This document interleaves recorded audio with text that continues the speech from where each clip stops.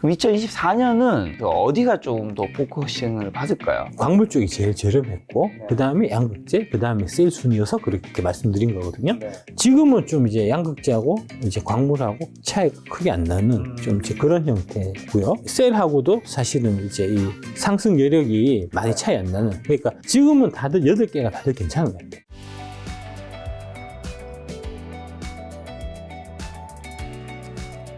예, 세 번째로 중국 배터리가 유럽을 점령한다에 대해 갖고 네. 이게 가짜 뉴스고요. 진실은 유럽도 중국산 배터리 배지 움직임에 동참하고 있다. 이게 지금 실제 팩트입니다. 요 기사는 이제 매일경제 노영우 기자가 쓰신 기사고, 이게 9월 4일 날 일면 탑 기사예요. 뭐라고 이제 나와 있냐 하면, 영국 파이낸셜 타임즈 기사를 인용해갖고, 선진국 중에서 유일하게 올해 마이너스 성장하고 있는 게 독일 경제인데, 왜 독일 경제가 마이너스 성장을 했냐? 독일이 그동안 중국에 대한 무역 의존도를 왕창 높여놨는데, 중국이 경제가 휘청휘청하니까, 네.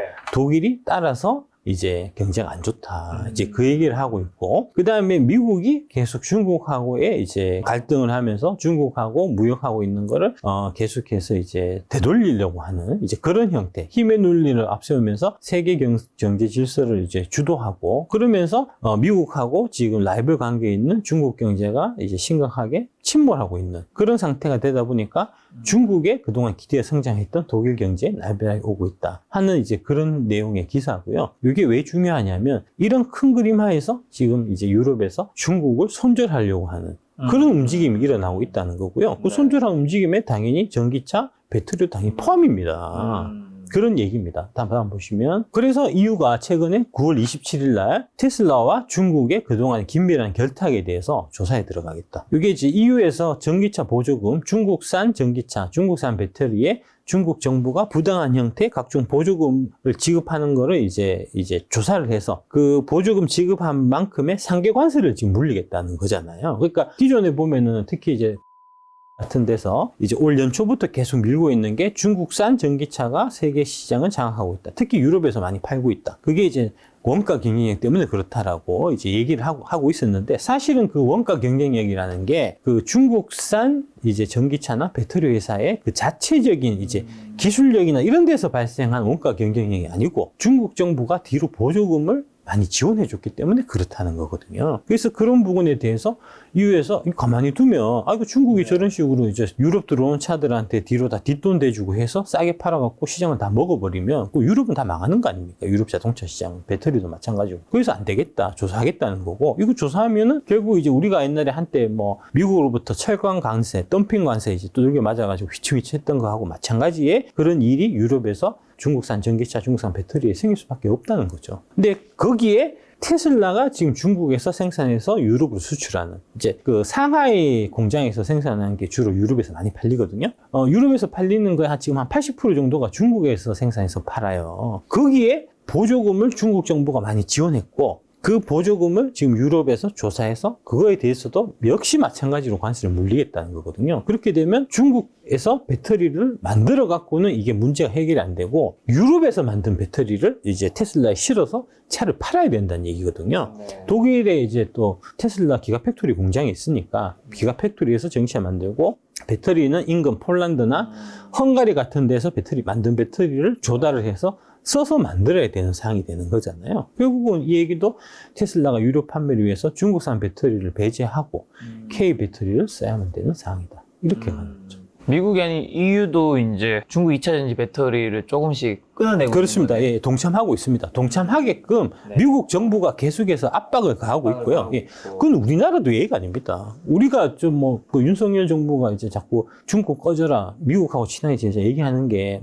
윤 대통령 본인 생각도 있겠지만, 네. 그 뒤에 미국의 외교적인 압박이나 이런 푸시가 사실 있는 거예요. 그거는 이제 흐름이니까, 세계사적인 흐름이니까 그거는 잘 파악해서 보실 필요가 네. 있고요.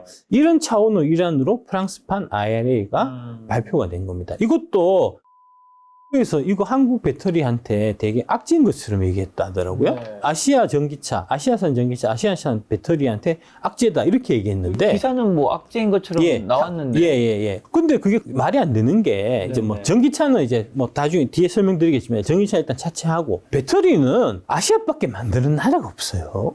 한국, 중국, 일본이 다잖아요. 근데 아시아산 배터리한테 불리하다 이러면 그거면 뭐 달나라에서 갖고 와가지고 배터리를 실어서 전기차를 만들 수 있는 건 아니잖아요. 결국 무슨 얘기냐면 현지 생산이라는 거잖아요. 근데 배터리 공장은 우리 배터리 3사는 다 유럽에 옛날에 나가 있습니다. 폴란드 LG엔솔 공장이 있고 그 다음에 헝가리에 삼성 있을 때 헝가리 SKO 이노베이션, SK온 공장이 있잖아요. 우리는 거기서 생산해서 팔면 되니까 아무 문제 없고 중국은 현지 공장이 없어요. 중국에서 만들어서 다 수출한단 말입니다. 네. 딱 하나 있는 게 이제 그 독일에 있는 이제 CATL 배터리 공장이 하나가 딱 있는데 그게 아마 11기가와트시 정도로 규모가 되게 적어요. 한국의 이제 3사에 비해서 대략 다 합쳐갖고 10%채 안 되는 정도 수준이거든요. 그러니까 그것밖에 없어요. 근데 그것도 이제 최근에 완공돼갖고 아직도 수율 잡아나가는 과정이어서 제대로 물건 공급 못 합니다. 그러면은 유럽에 이렇게 해서 이제 IRA, 이게 탄소 발자국 따진다는 거잖아요. 탄소 발자국 해갖고 멀리서 운송해온 건 안 쓰겠다. 그거는 결국은 이제 가까이서 만든 배터리를 쓰고 가까이서 만든 전기차를 이제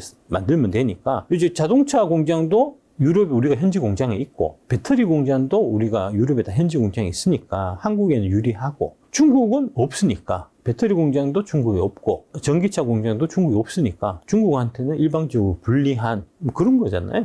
그렇게 보면 되는데 그거를 빙빙 꼬아갖고 이상하게 얘기를 하니까 좀 이제 정리해서 말씀드리면 첫 번째로 이제 중국산 전기차하고 배터리는 보조금 못 받게 된다는 이제 이거를 이제 겨냥해서 나온 거고 그 다음에 폴란드하고 헝가리 공장 보유하고 있는 K 배터리는 직접적인 수혜를 받을 거고 현기차는 조금 상황은 좀 복잡하긴 합니다. 왜냐하면 지금 여기도 나오지만 체코에 공장이 있긴 있어요. 있는데 지난해 현대차가 프랑스 내에서 전기차 판매한 게 16,655대였으니까 지금 국내에서 판 거하고 비슷하게 판 겁니다. 그런데 이제 체코 공장에서 생산한 전기차가 6,571대로 40% 정도 가량이에요. 그러니까 늘려야 돼요. 체코 공장에서 생산 대수를 더 늘려야 될 거 아닙니까? 유럽에 수출하려면. 계획이 지금 유럽 공장에서 2023년에 7% 시작으로 26년 30%, 2030년 50%까지 전기차 생산 비중을 높인다는 계획인데 이 계획을 빨리 땡겨야 되잖아요. 지금 이 IRA 규정, 이제 프랑스판 IRA 규정 때문에. 이 탄소 배출량 규정은 결국은 EU 전체적으로 지금 이제 얘기가 계속 나오고 있는 그 CRM의 규정, 거기도 이게 포함될 거기 때문에 이게 빨리 늘려야 돼요. 근데 문제는 뭐냐? 노조의 동의를 득해야 된다. 노조가 이제 생산 스케줄, 이게 대수 이렇게 조정하고 하는 거는 한국에 있는 울산 현대차 공장의 노조원들의 동의를 받아야 되거든요. 설득 못하면 한국에서 수출해야 되고, 네. 그러면은 관세 맞아가지고 보조금 못 받아갖고 차를 못 팔게 될 겁니다. 이런 문제를 빨리 해결해야 돼요. 이게 이제 당장 뭐 현대 경영진 입장에서도 이제 발등에 떨어진 불이기도 하지만 국가 경제 전체로 보면은 정치인들이 이런 데 나서야죠, 사실은. 자꾸 쓸데없이 미국 가가지고 그 IRA 현대차도 보조금 받게 해주세요. 이런 쓸데없는 땡깡 부리지 말고 현대 자동차, 기아 자동차 노조를 찾아가야 된다고요. 노조만 설득해갖고, 이제, 그래, 그럼 상황이 그러니까 우리가 국익적 관점에서 이제 앞으로 전기차는 이제 현재 생산한 대수를 우리가 늘려주는 거에 동의할게. 대신에 뭔가 좀 반대급부를 줘야 되지 않겠냐. 그럼 반대급부 주고 보너스를 주든, 네. 정년은 한 1, 2년 연장시켜주든, 해갖고 그렇게 합의를 이끌어내게끔 그 역할을 사실 정치인들이 해야 되는데, 관심들이 없어요. 그런 상황입니다. 그 다음에 이제 독일이 지금 중국 때리기에 동참하고 있는 게 되게 지금 최근에 많이 변화된 상황이고요. 전임 메르켈 정부 때만 해도 독일하고 중국하고 되게 친했어요. 근데 이제 정권 바뀌었죠. 바뀌고 난 다음에 새 독일 정부에서는 이제 중국하고 점점 거리를 계속 벌리려고 하는데 최근에 9월 19일 날 독일 외무부 장관 아날레나 베어보크라는 독일 외무부 장관이 시진핑 중국 국가주석을 독재자다 이렇게 얘기했다는 거 아닙니까? 그러니까 중국이 발끈했다는 거죠. 그에 대해서 독일이 지난 7월 달에 중국을 체제 라이벌로 간주하고 교역도 줄이는 대중 전략을 마련한 이후에 강경 입장을 계속 보여왔고, 이게 아까 처음에 보여드렸던 매경의 그 메인 탑 기사하고 연결되어 있는 겁니다. 이제 이대로 가다가 중국하고 같이 독일이 침몰할 것 같아. 우리가 중국하고 손절해야겠어라고 중국 정부에서 그렇게 생각하고 지금 입장을 바꾸고 있다는 이제 그런 얘기고요. 그 다음에 이제 이거 관련해갖고 중국 외교부 대변인이 막 항의하니까 그에 대해서 독일 외무부 장관 아날레나 베어보크가 중국이 변했기 때문에 대중국 정책도 변해야 합니다. 중국은 파트너이지만 점점 더 체제 경쟁자로 변했습니다. 이게 시진핑이 이제 작년에 장기 집권하게 된 그거하고 사실 좀 연결되는 그게 이제 좋은 빌미를 사실 이제 서방한테 준 거고요. 미국이 이제 유럽을 압박하는데 이제 봐라 저 새끼 저거 좀 평생 좀 독재하려고 하지 않냐, 종신 독재하려고 하는 저런 애들하고 계속 친하게 지내서 되겠냐 하는 이제 여론을 불러일으켜갖고 손절하게끔 만드는데 이제 좋은 역할을 한 거고요. 그 다음에 당근이 하나가 또 있습니다. 그게 뭐냐면 지금 유엔 안보리 있잖아요. 그 상위 미사국 5개 아닙니까? 미국, 중국, 프랑스, 영국, 이제 러시아 이렇게 5개인데 그거 지금 확대하려고 해요. 그 움직임이 계속 있거든요. 거기에 누가 들어가야 되냐 갖고 지금 이제 후보국들은 되게 총각을 이제 외교적 노력을 많이 하고 있는데 그 대표적인 나라가 바로 독일입니다. 이게 확대되는데 들어가면은 여기 미국 입김이 제일 클 거 아닙니까? 그래서 이제 독일은 이런 식으로 중국하고 손절하고 여기 들어가려고 하는 거고 비슷한 나라가 또 있습니다. 일본이 그렇고요. 그 다음에 인도도 그렇습니다. 인도가 최근에 이제 중국 배터리 안 쓰겠다. 자꾸 얘기하는 게 다 이것 때문에 그래. 이런 형태로 세상이 돌아가고 있다는 것을 여러분들이 좀 인식하실 필요가 있고요. 이탈리아도 중국 손절 움직임에 동참하고 있습니다. 이게 9월 22일이고요.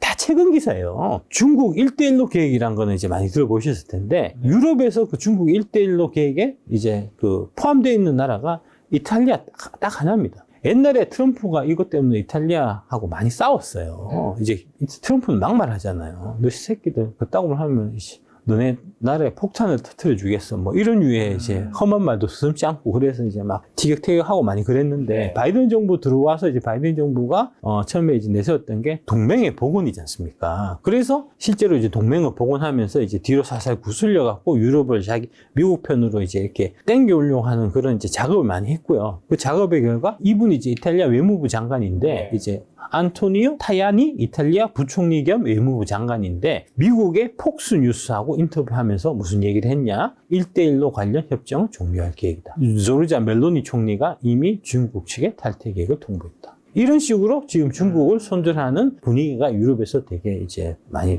나타나고 있습니다. 근데 이 판국에 CATL의 정의친 회장하고 정의선 회장이 만나고 있다는 거예요.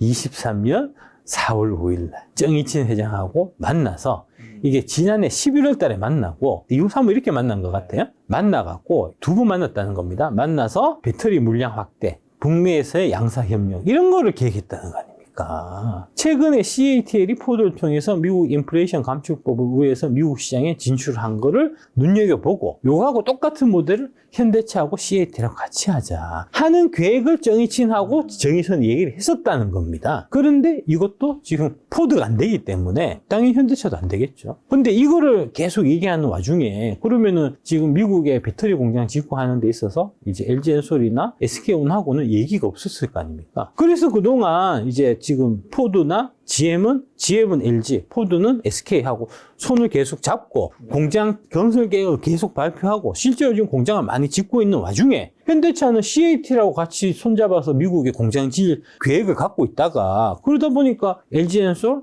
SK온, 삼성 SDI 뻔히 두고 걔들하고 손 안 잡고 뒤에서 정의친하고 정의선 만나갖고 둘이 속닥속닥 하면서 야 우리 같이 미국 진출하자 이런 얘기 하고 있었다는 거 아닙니까? 이러다가 실기해갖고 지금 미국의 배터리 공장 현대차에 LG하고 같이 하고 SK하고 같이 하는 그 조인트 벤처 이제 배터리 공장이 25년에 완공할 목표로 지금 지으려고 한다는 건데 아직 땅도 안 사고 삽도 안 떴어요.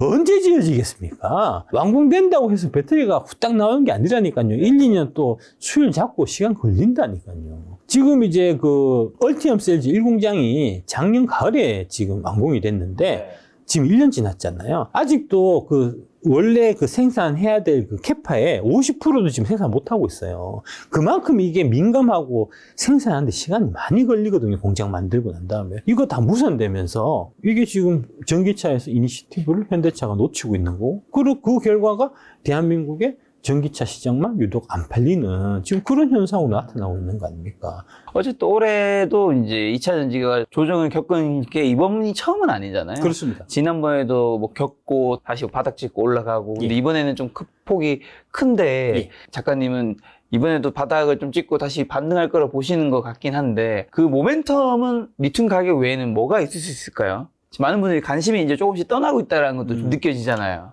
모멘텀은 잘 모르겠고요. 네. 어떤 모멘텀이 나타날지는 잘 모르겠고요. 후보군이 될 수 있는 거는 이제 아까 방금 말씀드린 리튬. 예. 그 다음에 이제 아까 쭉 말씀드렸던 이제 여러 가지 지금 물 밑에서 진행되는 사항들 있잖아요. 그런 것들이 이제 구체적으로 공시, 대규모 공급 계약 공시라든지 이제 뭐 테슬라 모델 2에 LG 엔솔 배터리가 탑재되기로 했다라든지 뭐 그런 형태. 그 다음에 이제 뭐 에코프로비엠이 LG 엔솔한테 뭐 5년에 몇십 조, 뭐 이런 형태, 10년에 몇십 조, 뭐 이런 형태의 이제 공급 계약을 체결했다, 뭐 이런 거라든지 뭐 그런 게 이제 나와주면 모멘텀 될 수는 있겠죠. 예. 그럼 2023년에 이제 2차 전지에서 가장 크게 올랐던 건 사실 광물. 예. 에코프로 포스코홀딩스. 포스코홀딩스. 예. 그럼 2024년은 예. 셀과 소재 부품 장비 중에서 어디가 조금 더 포커싱을 받을까요? 장비 쪽은 제가 잘 모르고요. 네. 그래서 이제 말씀드리기 어렵고 저는 그 8대 종목 이제 네. 그 제일 좀 핵심적인 근간에 해당되는 뿌리에 해당되는 거니까 그 장비는 이제 그 선대소장님 오시면 예 물어보시고 셀, 양극재 그다음에 이제 광물 쪽을 보면 연초에는 제가 이제 광물 쪽을 제일 좋게 말씀드렸었고요. 네. 그다음에 양극재, 셀 이렇게 말씀드렸는데 그거는 이제 그 제가 밸류에이션 해본 그 이제 결과치를 보면 광물 쪽이 제일 저렴했고 그다음에 양극재, 그다음에 셀 순이어서 그렇게 말씀드린 거거든요. 지금은 좀 이제 양극재하고 이제 광물하고 차이가 크게 안 나는 좀 이제 그런 형태고요. 그다음에 셀하고도 사실은 이제 이 상승 여력이 많이 차이 안 나는. 그러니까 지금은 다들 8개가 다들 괜찮은 것 같아요. 그러니까 크게 차이 안 나고 다들 많이 올라갈 수 있는 그런 이제 소지가 있는 그런 상황이다라고 말씀드릴 수 있을 것 같고요. 대충 마음에 드시는 거 사시면 됩니다. 예, 예. 다만 늘 말씀하신 거지만 몰빵 안 되고 한 가지만 예. 몰빵하는 다섯 것은 개 이상 굉장히 사고 위험하다. 3년 들고 간 다음에 성과 안 좋으면 그때 따지십시오. 예, 중간에 자꾸 샀는데 한 달 지났는데 왜 안 누르냐 이런 걸로 따지면 안 되고요.